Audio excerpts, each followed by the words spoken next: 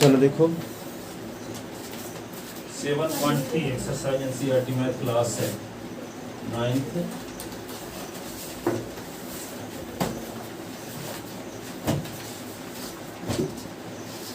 मन ही मन आपका इंतजार कर रहे थे, तब कुछ पीछे का भी पढ़ा रहे थे लोगों से। चलो तो क्वेश्चन नंबर 7.3 का क्वेश्चन नंबर फर्स्ट। देखो क्वेश्चन नंबर फर्स्ट क्या है।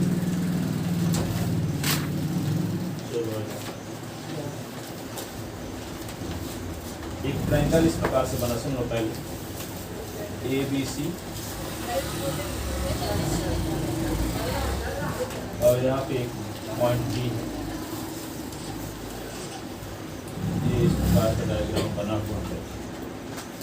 A B C, A B और सी, ये डी हुआ, इसको बढ़ा दिए, ये हो गया पी।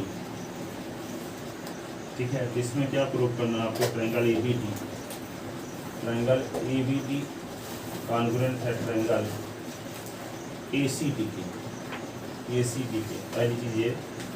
दूसरा ये प्रूव करना है triangle A B P, A B P congruent है triangle A B P, triangle A C D के, ए सी डी के।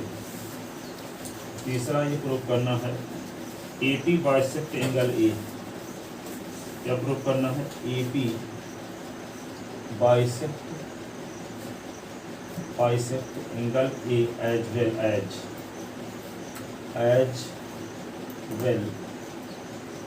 As angle D. ठीक है, और A P perpendicular bisector of A C. A P is perpendicular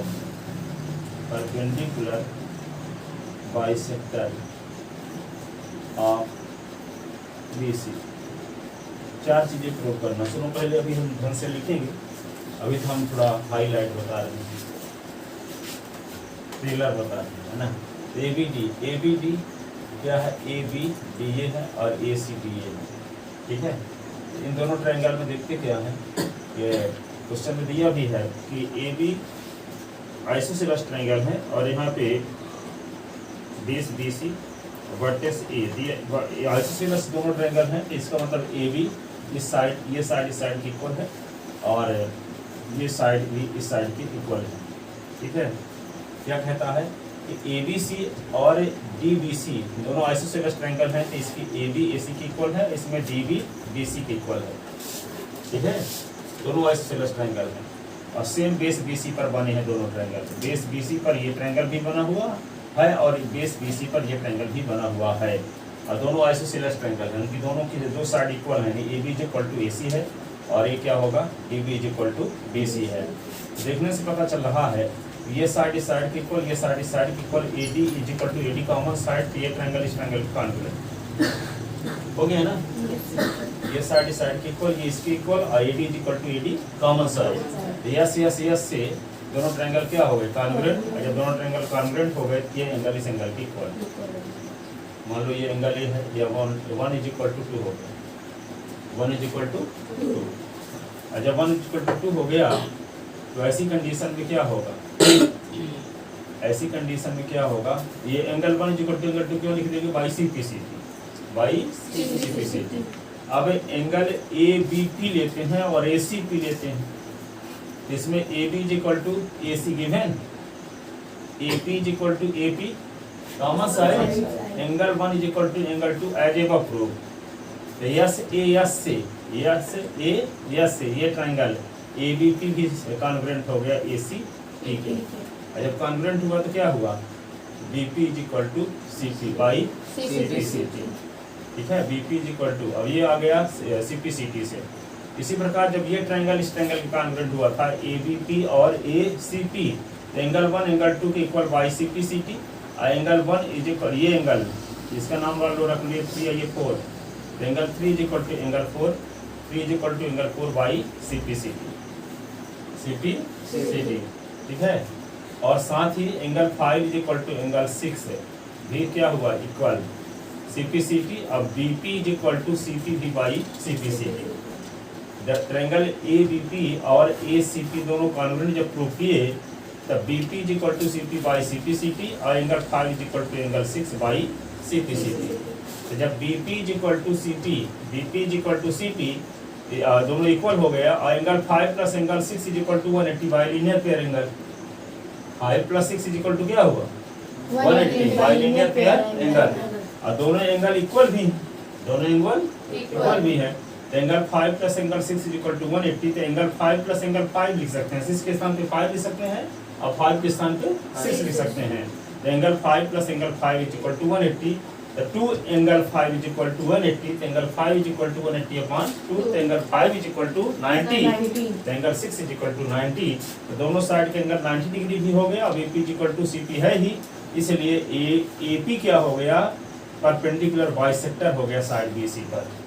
perpendicular भी है और दो इक्वल पार्ट में डिवाइड भी करता है। तो परपेंडिकुलर बाइसेक्टर भी हो गया कौन AP BC पर। AP BC का परपेंडिकुलर बाइसेक्टर हो गया। यही तो प्रूव करना था, AP perpendicular bisector of BC। अब हमको AP bisect angle A, angle A को AP बाइसेक्ट करता है तो angle 1 is equal to angle 2 prove कर दे तो बाइसेक्ट करना करेगा। ठीक है, जब ये एंगल इस एंगल के इक्वल है तो इस एंगल का बाइसेक्टर है ना हुआ AP हुआ। ठीक है, अब कहता है कि एंगल D का भी बाइसेक्टर है AP। तो एंगल D का बाइसेक्टर कैसे है, जब हम ये दिखा दें कि ये एंगल इस एंगल के इक्वल है, ये एंगल इस एंगल के इक्वल कैसे दिखा पाओगे, क्योंकि angle 3 is equal to angle 4 तो प्रूव कर चुके हो कि नहीं। Angle 3 is equal to angle 4 prove कर चुके हो। तो 180 माइनस दोनों साइड में माइनस को मल्टीप्लाई कर दो तभी बराबर रहेगा कि नहीं। जब एंगल 3 एंगल 4 की इक्वल है तो माइनस एंगल 3 माइनस एंगल 4 की इक्वल होगा कि नहीं। दोनों साइड में 180 जोड़ दो तो माइनस एंगल 3 और 180 माइनस एंगल 4। तो 180 से एंगल 3 को निकालोगे तो ये एंगल आ जाएगा, क्योंकि दोनों का सम 180 है। देखो यहाँ ये एंगल इस एंगल का सम 180 है, लीनियर पेयर एंगल है। ठीक है ना, तो 180 से ये एंगल को सब्ट्रैक्ट कर दोगे तो ये एंगल आ जाएगा। 180 से ये इस एंगल को सब्ट्रैक्ट कर दोगे तो ये आ जाएगा। तो वही किया गया, 180 माइनस एंगल 3 कर देंगे और 180 माइनस एंगल 4 कर देंगे तो आ जाएगा कौन BDP is equal to CDP। ये एंगल इस एंगल की इक्वल प्रूव करने की वजह क्या थी, हमको ये भी प्रूव करना है कि एंगल D का भी बाइसेक्टर है एंगल साइड AP।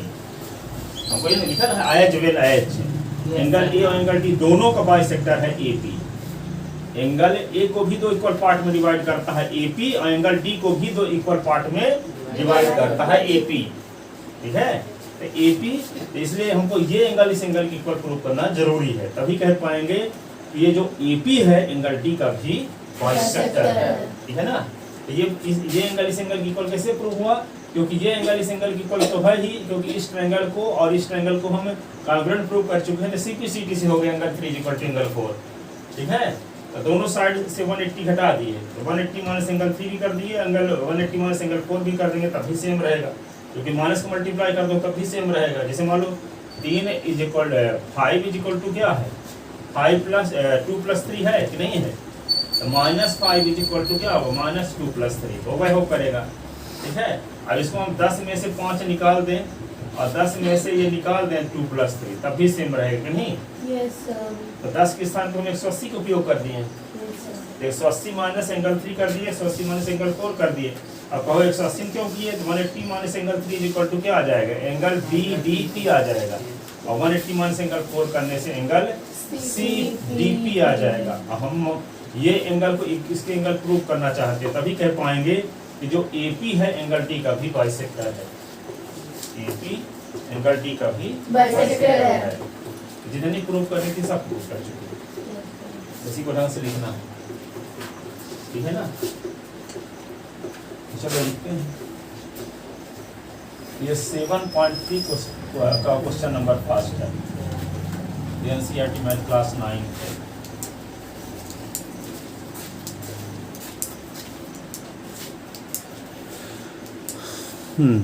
तो लिखते हैं अब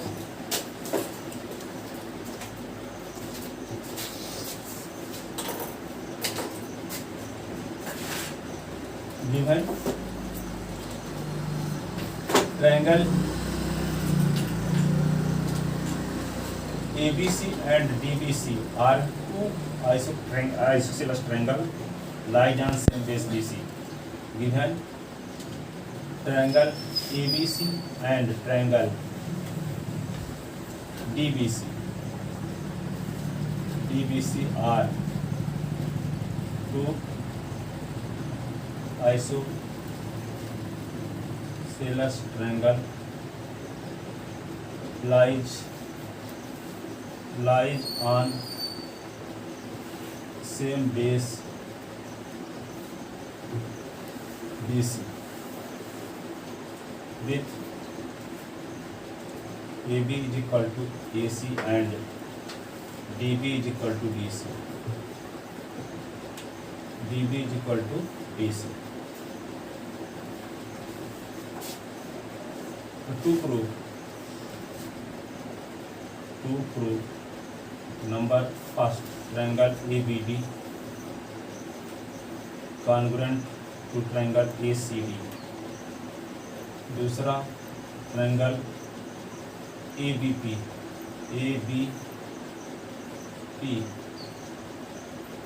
congruent to triangle ACP. तीसरा AP bisect angle AP bisect angle A as well as angle D. AP is perpendicular bisector of BC.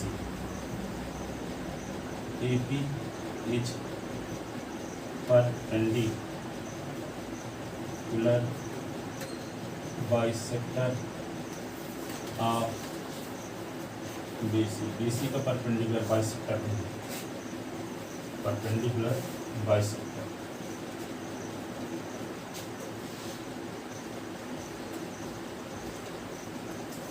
तो in triangle ABD and ACD रूप में आते हैं. First in triangle ABD and triangle ACD. तो क्या लिखोगे? AB is equal to AC given और DB is equal to DC given, AD is equal to AB common side ठीक है. Triangle ABD congruent to triangle ACD by AS criterion of congruency. Criterion of congruency rule. ये अब दोनों congruent हो गए, क्या होगा? Angle 1 is equal to angle 2, angle 1 is equal to angle 2, angle 3 is equal to angle 4. दोनों का reason क्या होगा? YCPCD. Angle 3, angle 1 is equal to angle 2, angle 3 is equal to angle 4. YCPCD. ठीक है. जब angle 1 is equal to angle 2, thus AD is bisector of angle A. तो अभी के बाद में आएगा पूछने, ठीक है ना. अभी कितना नहीं रहने को है ना. दो ट्रायंगल कॉन्ग्रुएंट होगा. अब यहाँ angle 1 is equal to angle 2, angle 3 is equal to angle 4. इसका इन दोनों को कंबाइन रूप से इसका नाम रख लो फर्स्ट और इसका नाम रख लो सेकंड. एक का नाम है फर्स्ट, एक का नाम है सेकंड. अब किसमें लेकर चलते हैं? In triangle ABP and ACP. In triangle हाँ ABP और ACP में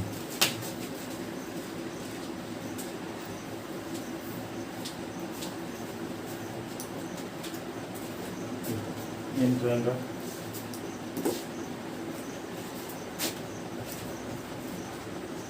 ABP and triangle ACP, ABP and ACP,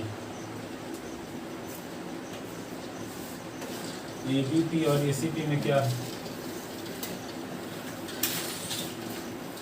AB is equal to AC, AB is equal to AC given, ठीक है?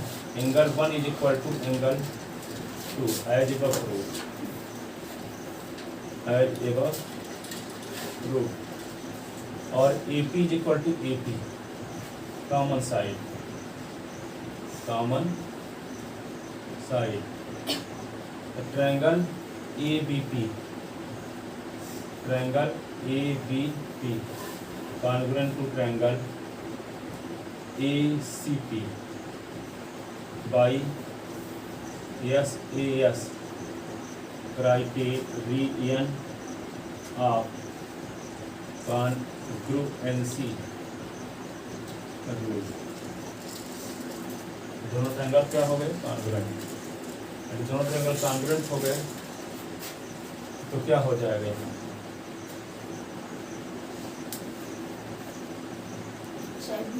BP is equal to CP और angle five is equal to, हाँ, एक होगा BP is equal to CP, BP is equal to CP, angle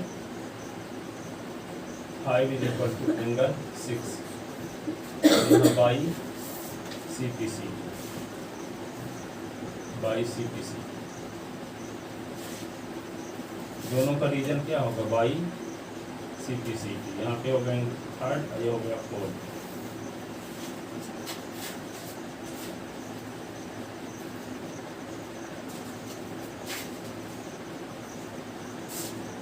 ये 1 2 है और ये थर्ड 4 हो गया इक्वेशन।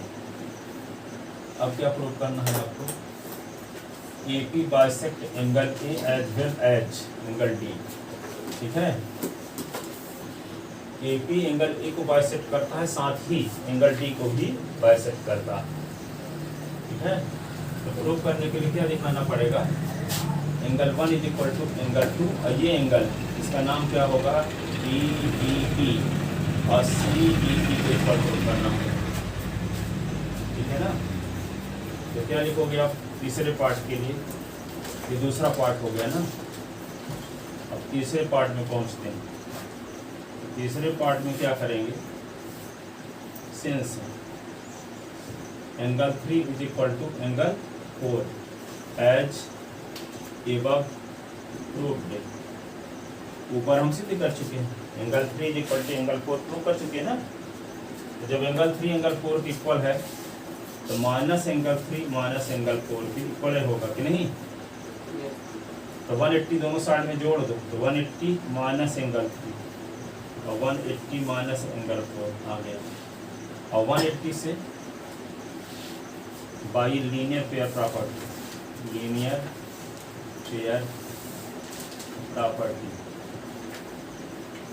इन दो एंगल का सम 180 होगा, ठीक है? इन दोनों का सम क्या होगा? 180। ये angle is equal to 180 minus angle 3 और ये एंगल बराबर क्या होगा? 180 माइनस एंगल 4 होगा ना। इन दोनों का सम 180 होगा, तो ये एंगल बराबर 180 माइनस 3 और ये एंगल बराबर 180 माइनस 4 एंगल, ठीक है?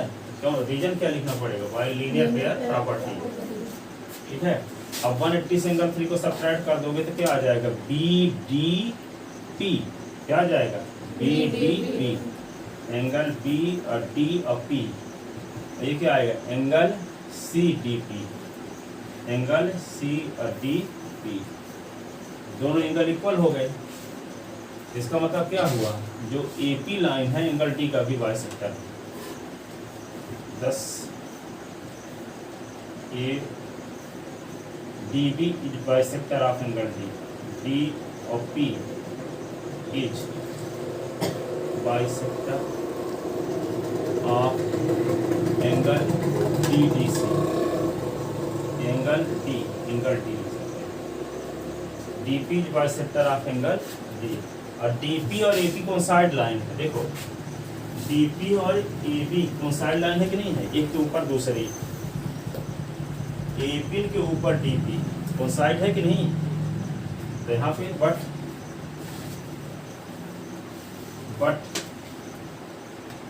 AP and DP are Kocide,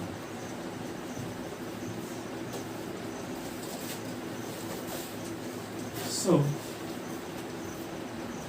AP is bisector of angle D है, DP बाइसेक्टर, लेकिन DP कौन साइड है AP के, तो AP भी बाइसेक्टर होगा D का, ये भी प्रूव हो गया। AP bisect angle A as well as angle D, implies AP bisect angle A, वहाँ ये होगा सबसे लास्ट वाली लाइन में AP is bisector of angle D। इसमें हम ये एंगल इस एंगल पर प्रूव क्यों किए, ताकि डीपी कह सके कि एंगल डी का बाइसेक्टर। सर तो लास्ट वाली लाइन में sir AP is a bisector of D लिख दिया, सर सरफेस लिख दिए कि DP is bisector of angle D। कहाँ लिखा तो सबसे लास्ट वाली लाइन यहाँ एंगल ये DP is bisector of angle D लिखिए ना यहाँ। Yes sir. अब डीपी को साइड है एपी के, तो हम ये भी कह सकते हैं कि एपी भी बाइसेक्टर है एंगल डी का, यस सर। वो साइड लाइन ना है, यस सर। तो जब डीपी बाइसेक्टर है तो एपी भी बाइसेक्टर होगी, इसीलिए मैं कौन साइड उसको दिखाए, एपी की बाइसेक्टर, क्योंकि प्रूव करने में तो एपी लिखा है ना, हम तो प्रूव किए डीपी को, तो डीपी को एपी के इक्वल कैसे कह पाएंगे, क्योंकि दोनों को साइड लाइन है ना, एक के ऊपर दूसरी है। देखो एपी लाइन के ऊपर है ना डीपी है, तो जब डीपी बाइसेक्टर है एंगल डी का, तो एपी भी बाइसेक्टर होगी एंगल डी का, तो वही तो लिखे DP bisector of angle D, और एपी और DP are coincide, so AP bisector of D. यहाँ पे डीपी के स्थान पे एपी भी लिख सकते हैं, डीपी के स्थान पे एपी भी लिख सकते हैं, क्योंकि दोनों कोसाइड लाइन है, ठीक है। तो एपी बाइसेक्ट किया गया एंगल ए को भी as well as angle D, AP bisect angle A as well as angle D, A को भी बाइसेक्ट करता है, डी को भी बाइसेक्ट करता है, कौन, एपी, ठीक है। अब तीसरा क्या प्रूव करना है, AP is perpendicular bisector of side BC, side BC का परपेंडिकुलर, अभी तो एंगल का दिखा रहे थे, अभी एंगल का बाइसेक्टर दिखा रहे थे ना, अब क्या प्रूव करेंगे हम, साइड BC का परपेंडिकुलर बाइसेक्टर है। अब इसको प्रूव करने का क्या तरीका है, इधर तो मिटा सकते हैं, नहीं लिखा है, लिख ली इधर का, यस सर।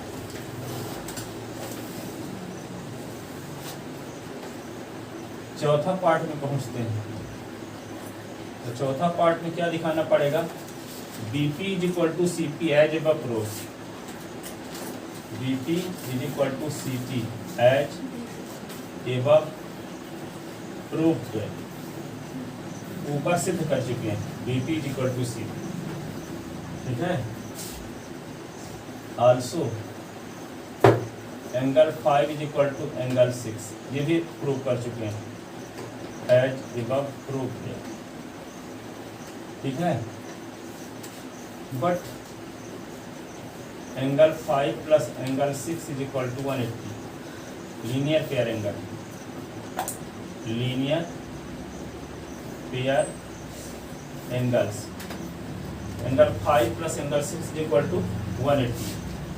अब 5 और 6 इक्वल, इसका मतलब क्या हुआ, angle 5 plus angle 5 is equal to 180, क्योंकि 5 और 6 इक्वल ना है, तो हम 6 के स्थान पे भी 5 लिख सकते हैं, और 5 के स्थान पे 6 भी लिख सकते हैं, चाहे angle 6 plus angle 6 is equal to 180 लिखो, चाहे angle 5 plus angle 5 is equal to 180 लिखो, दोनों लिख सकते हैं। अब एंगल 5 कितनी बार है, तो 2 into angle 5 is equal to 180, angle 5 is equal to 180/2, angle 5 is equal to क्या हुआ 90,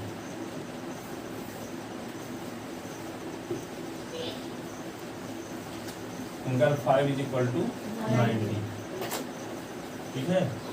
जब एंगल 5 इज इक्वल टू 6 है तो दोनों 90 के हो गए, 5 और 6 दोनों जब 90 हैं, और ये भी पता है कि बीपी सीपी के इक्वल है, बीपी सीपी के इक्वल भी है, और ये 90 के एंगल भी बन रहा है दोनों साइड, तो इसका मतलब क्या हुआ, एपी परपेंडिकुलर बाइसेक्टर हो गया साइड बीसी का।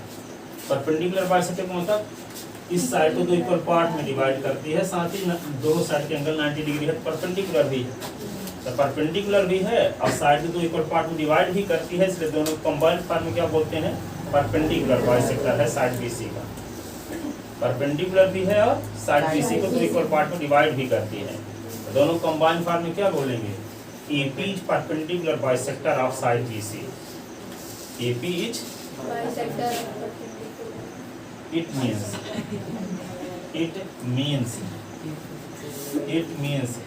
AP is perpendicular bisector of side BC. It means AP is perpendicular bisector of side BC. ठीक है, perpendicular bisector of side BC लिख लेते ना अब इधर का लिख रही हो ना, ऐसा तबीयत बीमार है, क्या गई है, आँख आ गई कैसे,